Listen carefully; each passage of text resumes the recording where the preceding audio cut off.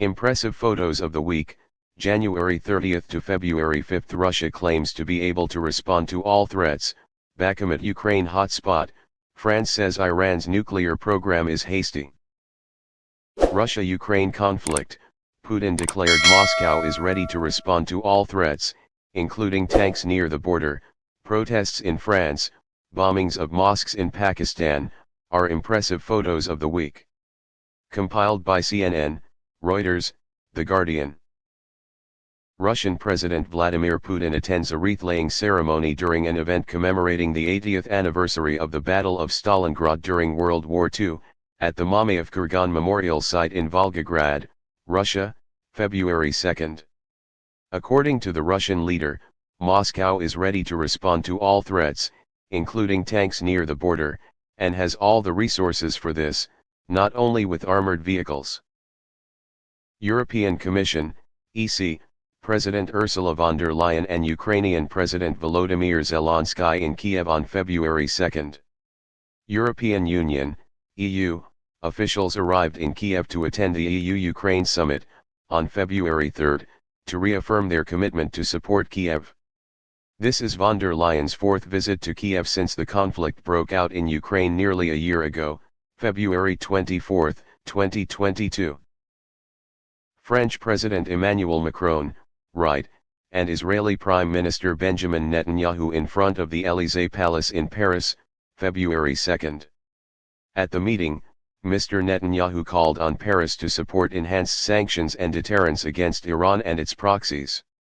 Meanwhile, after dinner with Mr. Netanyahu, President Macron criticized the reckless haste of Iran's nuclear program. NATO Secretary-General Stoltenberg and Japanese Prime Minister Kishida at a joint press conference January 31 in Tokyo, Japan. In the joint statement after the talks, the two sides emphasized the need to further strengthen cooperation in the context of the current volatile strategic environment. The international community is facing drastic changes, epical nature and increasingly fierce geopolitical competition. Palestinian President Abbas, right, and U.S. Secretary of State Blinken during a meeting in Ramallah, Palestine, January 31. During the talks, President Abbas accused Israel of causing serious violence in the West Bank, and called for totally stop Israel's unilateral actions that violate signed agreements and the laws of the West Bank international law. For his part, Mr. Blinken called on both sides to de-escalate tensions, stop violence, and try to lay the groundwork for more positive actions in the future. U.S. House of Representatives Speaker Kevin McCarthy gives an interview to the press after meeting with President Joe Biden at the White House, Washington, February 1. The two leaders failed to reach an agreement to resolve the national debt limit, but Mr. McCarthy was optimistic that the two could reach an agreement long before the U.S. fell into default. People of Kinshasa, Democratic Republic of Congo, greet Pope Francis as he visits the country, January 31. Last week, the Pope made a 6-day trip to the Democratic Republic of the Congo and South Sudan.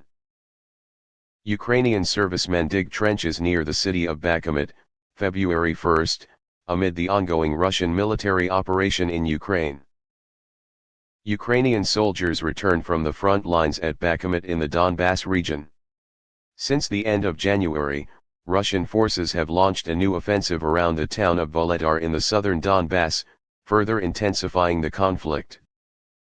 Alexis Storos carries a crucifix to place in front of the grave of his late close friend, Oleksandr Korovny, a soldier of the Azov battalion killed in battle in Bakhmut, during a funeral at a cemetery in Sloviansk, Ukraine. Dozens of German-made Leopard 1 tanks are stored in a workshop in Tournai, Belgium, January 31. These tanks are owned by Freddy Verluis, CEO of Belgian defense company OIP Land Systems.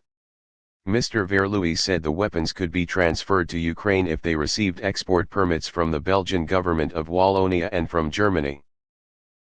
Plainclothes police gather at the site of a bomb attack on a mosque in Peshawar, Pakistan, on February 1.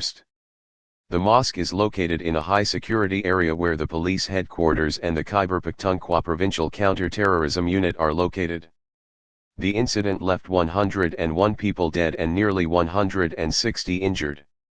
A senior official said the perpetrator was a member of the Pakistani Taliban disguised as a police officer.